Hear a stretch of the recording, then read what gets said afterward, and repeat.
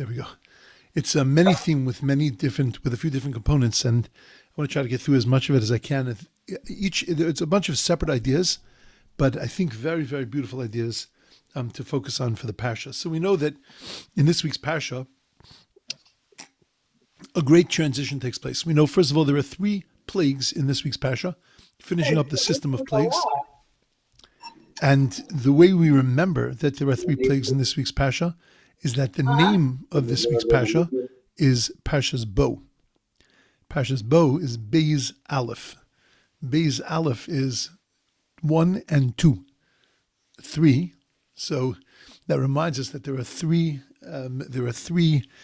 plagues in this week's Parsha. But there is a tremendous transition that takes place, because now the beginning of getting ready to leave Mitzrayim and to have all of the tools that we need to be able to get out of Mitzrayim, all of that is being laid out to us. And we find the tremendous transition that takes place in the Parsha.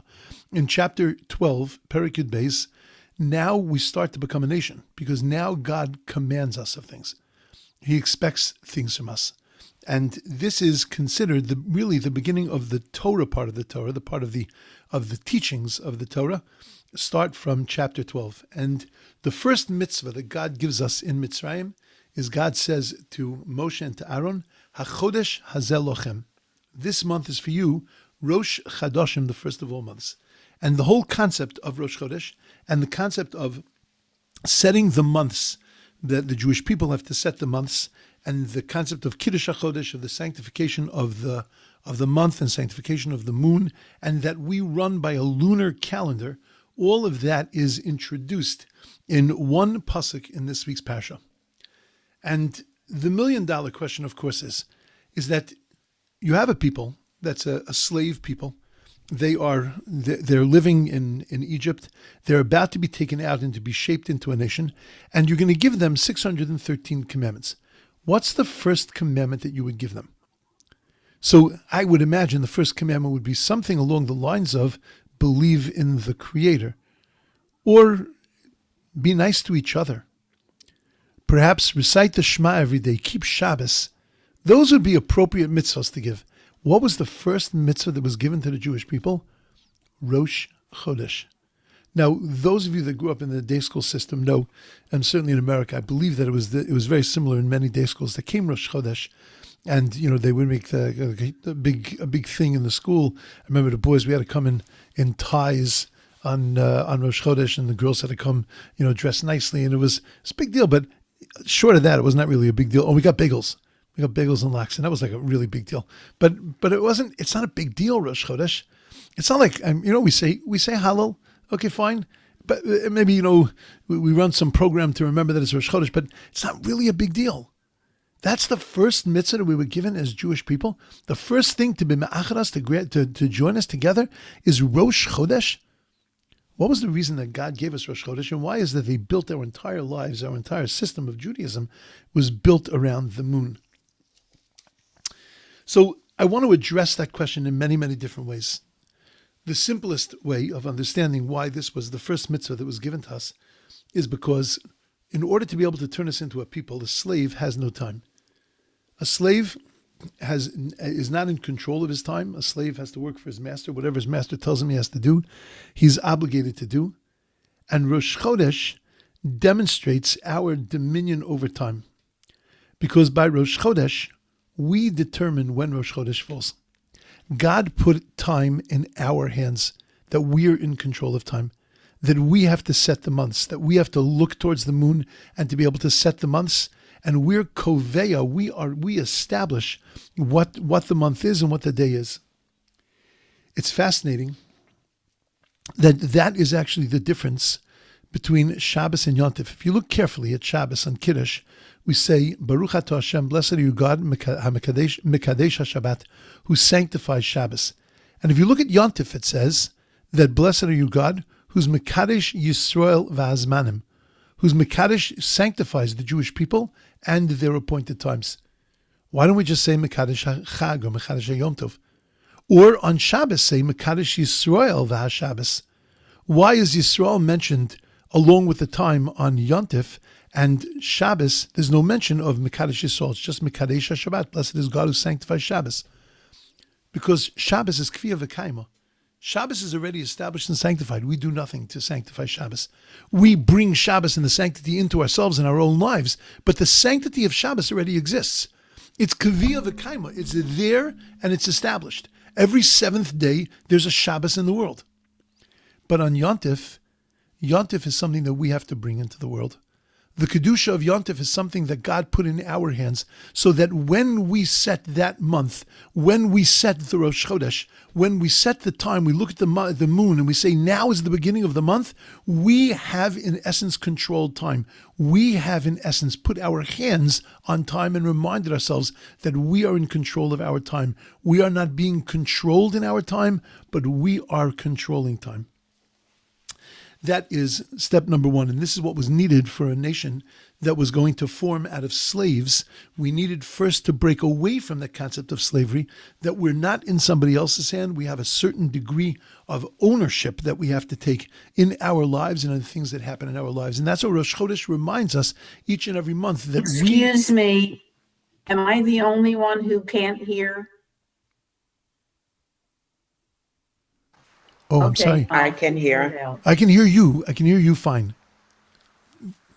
Is anybody else having a problem hearing me? No. Okay. So Dorothy, I'm sorry. There must be something with your computer. Okay, so that's the first answer. The second answer is that why is it that we're set up according to the moon, and why is it this was the first mitzvah that was given to the Jewish people?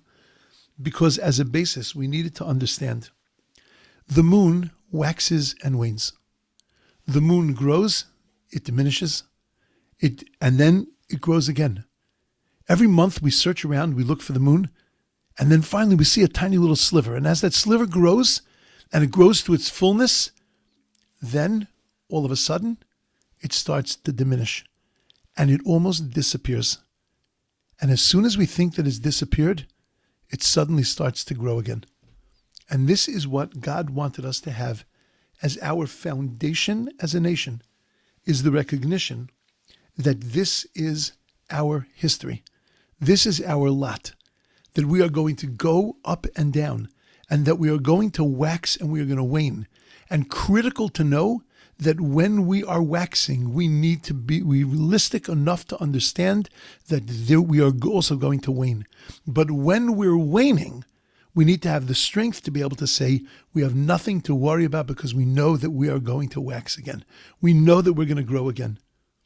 And God also put into this the power, the koach of chidush, of the ability to be able to restart, the ability to be able to have a chidush, to have a chodosh, to have a new beginning every month. We actually call Rosh Chodesh, it's a zman kapara. It's a time of atonement, a time to restart, a time to reevaluate ourselves and to reinvigorate ourselves. And God placed this as the foundation of the Jewish people. When we see the new moon, we're looking at the divine presence. We're looking at the Shekhinah because we're looking at God's promise to us that even when you wane, you have nothing to worry about because you will wax again. You will grow strong again. But this is your lot. This is what you're most like, you're most akin to. You're most like the moon. And therefore, when we look at the moon and your life is set around the moon and everything, your whole festival system, your whole existence is set around the moon, it's set around this promise that I will never forsake you. Though you might wane, you will wax again. You know, we say a blessing to the new month every month. I remember once I had a visitor in our shul who stayed for a few months. And everybody went out on Rosh Chodesh, you know, right after Rosh Chodesh, we went out Saturday night, you go outside, and you say Kiddush HaChodesh, you say Kiddush Levana, right? We sanctify the new moon. It's a very beautiful little ceremony. So the guy didn't come out. So I said to him, is everything okay? So he said, yes. He says, I'm not a heathen. He said, that's a heathen practice. I never called Chazal heathens, but it's a heathen practice to go out and to pray to the moon. I said to him, you're not praying to the moon. You're praying to God. You're going to see one of the manifestations of God in this world, and that's his moon. The moon is God's promise. That's why we say it specifically on a Saturday night. Because you could say it on a Tuesday, but on a Saturday night, you're dressed in Shabbos clothes. You're dressed in your begadim and your beautiful most clothes. And you walk outside dressed like you're greeting the king, and you stand there and stare into the Shekhinah. You look into the divine presence and his promise, and you gain an incredible amount of closeness and strength. And that's why God gave us the first mitzvah, was he gave us the mitzvah of Kiddush HaChodesh, to give us that foundation as a people. I'll tell you another beautiful thing. In the Torah, Rosh Chodesh is really a very simple holiday in the sense that we bring a sacrifice, and it's a small sacrifice, and that's it. There's no observance written in the Torah of what we're meant to do, of what we're supposed to do on that day. It's just a day of Rosh Chodesh, of marking the new month. We nowadays we say Hallel, right? We say the half Hallel. But our rabbis tell us that in the future it's going to be like one of the Shalosh Regalim. It's going to be a full-on festival. There's going to be a Suda. We're going to go up to Yerushalayim. It's going to be something that's going to be a magnificent holiday. And what does that tell us? That really Rosh Chodesh is a holiday of the future. Because after the Geula, the light of the moon is going to be great like the light of the sun. And therefore, when we look, there are people that have a custom when we say Kiddush Levana, so they look at after Kiddush Levana, they look at their tzitzis. Because it's as if we're saying that in the future, I'm going to be able to see my tzitzis by this light. Because the light of the moon is going to grow, and the light of the moon is going to be incredible in Yom HaMashiach. And therefore, the holiday of Rosh Chodesh is really, in essence, a holiday of the future. That's the reason why we say half Hallel on Rosh Chodesh, and we don't say the full Hallel on Rosh Chodesh, because it's not fully here yet. We only have part of that day. We only have part of the message of that day. The rest of the message is going to come later. Okay, beautiful. I want to give you a third reason of why it is that Rosh Chodesh and the moon are the center of Jewish life and practice. The moon doesn't produce its own light. It's a reflection of the sun. And the light that we're seeing from the moon is the light ultimately that is the reflection. Being original is not always so crucial. Taking the light of previous generations and transmitting it, being a mirror, being a conduit for light, that's an important achievement. And that is a major part of our existence and our mandate in this world, is to absorb and to reflect, absorb the light of the past and to be able to reflect the light into the future. And that God set up this mitzvah as mitzvah number one, as foundation point, and that this is what our lives revolve around, the moon, to remind us that we, being a conduit, being something that is there that causes something else to happen, that's merely a reflection of something, that's also an amazing thing. On Sukkot, we had a beautiful ceremony where we brought the water. It was called the water libation ceremony. Ushavtem mayim b'sason mimaynei Yeshua. That's the pasuk that's written about this, that we would draw water from the Maynei Yeshua, from these springs of salvation. And that's what we did on Sukkot. We took this water and we would bring it to the Beis HaMikdash, we would bring it to the temple, we would pour it on the altar, and it was such a moment of incredible joy. But what was the real mitzvah? Was the mitzvah the drawing of the water, or was the mitzvah pouring the water on the altar? Well, if you look at the name of the celebration, the celebration is called Simchat Beit HaShoeva. It's called the joy of the drawing of the water. So one would imagine that it's the drawing of the water that was the main part of the ceremony, when in fact it wasn't. It was the libation. So then why do we call it Simchas Beit HaShoeva? To give us a little message and to let us know that the assist, the one who helps something happen, who facilitates something to happen, the one who is a mere reflection of something, but not the thing itself, that's also something powerful and important. And it was these messages that God embedded in the moon and in Rosh Chodesh, and in its being a foundation for us and for our existence. Our rabbis give another beautiful explanation. The Torah's description of the moon at the time of creation highlights another incredible message of why God gave us the moon as the center of our lives. The Torah says that God took the Ma'oros Hagedolim. He took the two big orbs, the sun and the moon, the Es HaKochavim, and the stars. The sun and the moon were given an appellation. They were given a description. They were Gedolim. They were the big ones. But the stars, it just says V'es HaKochavim, and the stars. And it's strange because the truth is that most of the stars are bigger than the moon. So if you're calling the moon Gedolim, then one would imagine you should call the stars Gedolim also. So our rabbis say such a stunning thing, that the reason why the sun and the moon are called Ma'oros HaGedolim is not because of the size.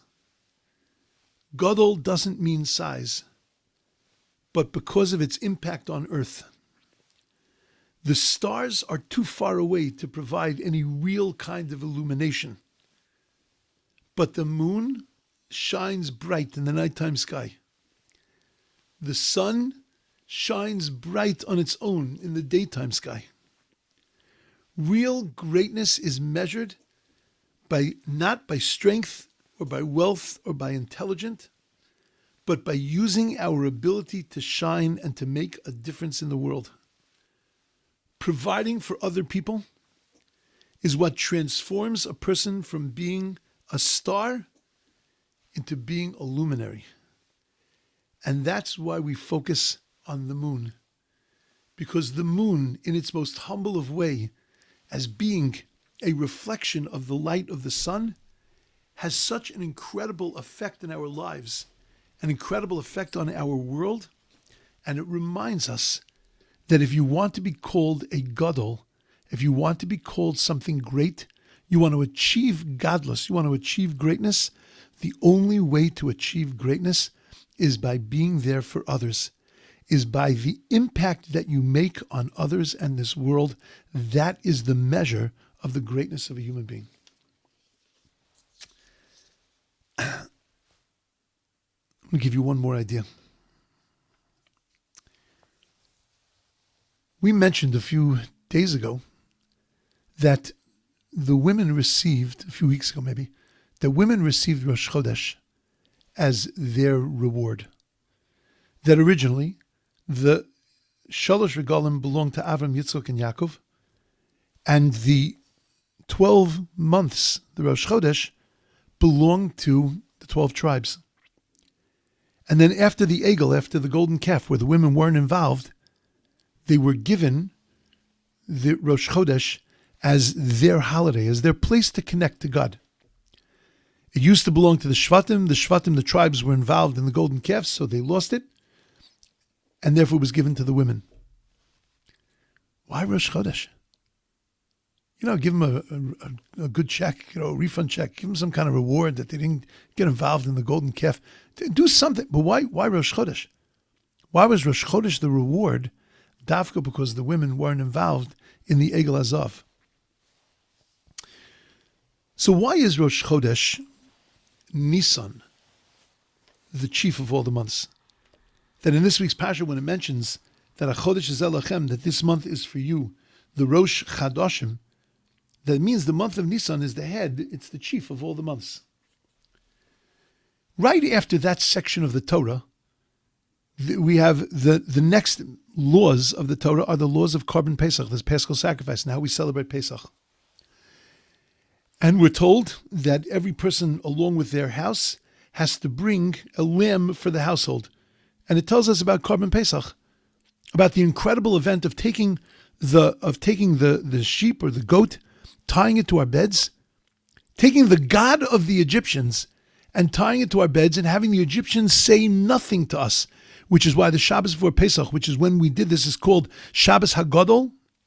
It's called the Great Shabbos, because it was the time when we prepared for the Korban Pesach and nothing happened. Nobody said a word to us. And we had the strength to be able to follow through and to do this, which was an incredible thing for a slave nation.